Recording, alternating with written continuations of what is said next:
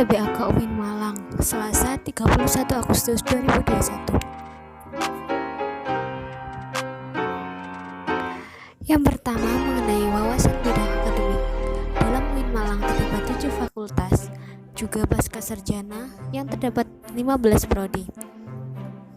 Kurikulum berwawasan internasional, juga mementingkan publikasi karya dosen dan mahasiswa. Keunggulan UIN Malang daripada perguruan tinggi lainnya yaitu memadukan pendidikan integratif, keilmuan, perpaduan sains dan Islam. Juga terdapat 4 pilar yang harus dimiliki mahasiswa. Setelah itu juga pengembangan bahasa asing, HTQ, perpustakaan yang memadai seperti menyediakan e-book, jurnal nasional maupun internasional, rumah moderasi dan juga mata kuliah kepribadian. Sistem akademik untuk mahasiswa baru sudah diprogramkan. Semester 2 baru mengatur sesuai pilihan masing-masing. Yang kedua mengenai wawasan bidang kemahasiswaan. Yang dijelaskan dalam bidang kemahasiswaan yaitu mahasiswa harus menyiapkan mental spiritual seperti berpikir ilmiah, selalu dilandasi ilmu pengetahuan. Setelah itu berpikir positif. Gaya khas mahasiswa UIN yaitu berbicara sopan dan juga berpakaian yang sopan. Jadilah mahasiswa yang aktif. Selain itu, kenali semua ospek yang ada di kampus.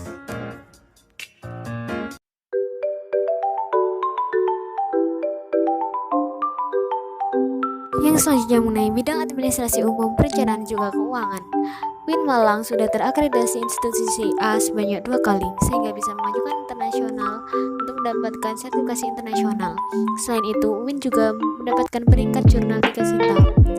Punya perpustakaan yang unggul, ada program HTI, Hat Al-Jamiah wajib yang diikuti oleh semua mahasiswa baru. Fikih karya mahasiswa, pusat bahasa dan juga ada online test untuk TOEFL. Sarana prasarana UIN Malang, pusat bahasa, Mahat, kampus 3 dan rumah Tafid.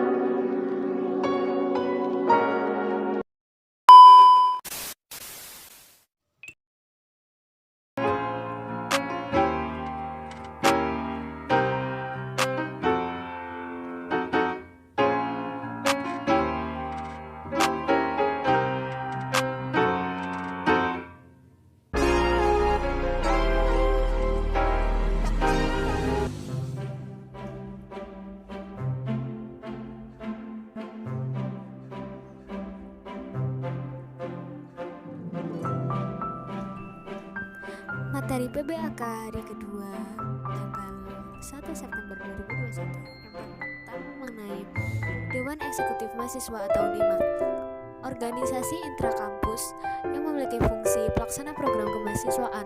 Selain itu juga lembaga yang mengkoordinasi dan menginstruksi pelaksanaan kegiatan kemahasiswaan. Tugas dari DEMA adalah melaksanakan program organisasi yang sudah disepakati SEMA.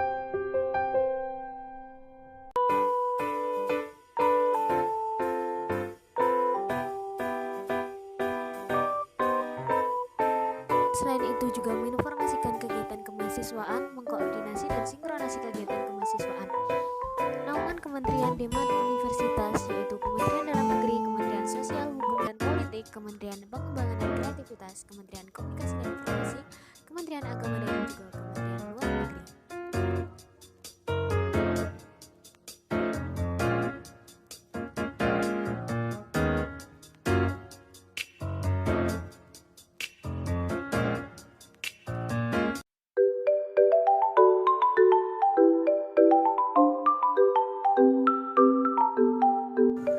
Materi selanjutnya mengenai Senat Mahasiswa atau SEMA, organisasi mahasiswa UIN Malang yang berperan dalam lembaga legislatif yang mengkoordinasi DEMA, UKM dan juga HMJ. Fungsi dari SEMA yaitu advokasi, legislasi, pengawasan dan juga penganggaran.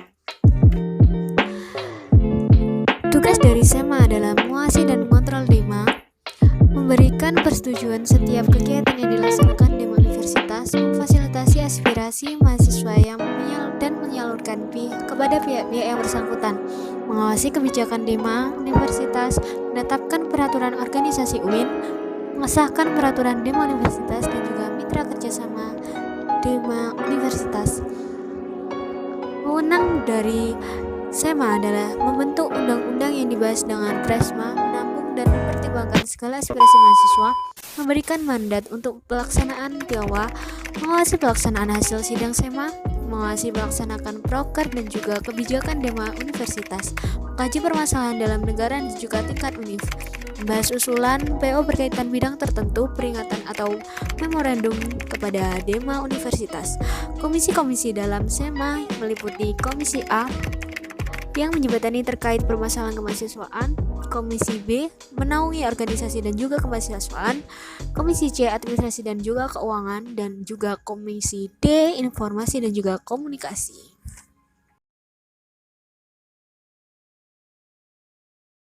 Selanjutnya mengenai kebangkitan bangsa menuju Indonesia tangguh. Saat ini merupakan era pandemi di mana pemerintah sedang gencar-gencarnya mencari upaya untuk menurunkan kasus COVID, salah satunya dengan menggunakan vaksin untuk menimbulkan herd immunity. Dalam tahun ini target harus mencapai 70%. Tujuannya agar bisa sekolah tatap muka dan juga berkegiatan lain dengan tatap muka. Namun, tantangannya yaitu kurangnya disiplin terhadap protokol kesehatan sehingga menimbulkan lonjakan dari jumlah COVID di Indonesia. Dengan kata lain, apabila COVID turun, maka tingkat ekonomi akan membaik.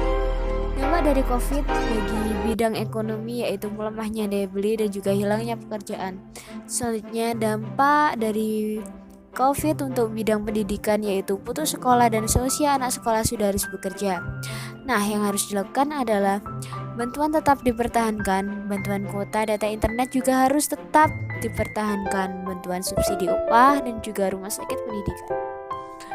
Zaman sekarang merupakan zaman kemajuan teknologi di mana dunia nyata menjadi dunia maya. Peran dan peluang penting UIN yaitu arus utama pengembangan teknologi digital, link and match dengan sektor industri, epicentrum ajaran agama inklusif menjadi kekuatan socio-teknopreneur.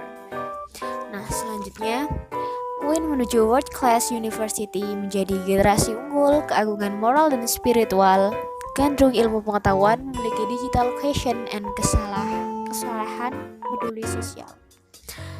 Selanjutnya mengenai moderasi beragama. Yang pertama, variety of attribution to Islam. Dua arus besar yaitu Sunni Islam versus Syiah Islam.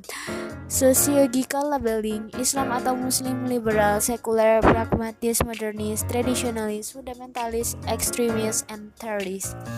Most contemporary labels moderate Islam and Islam Nusantara. What is moderation in Islam religion?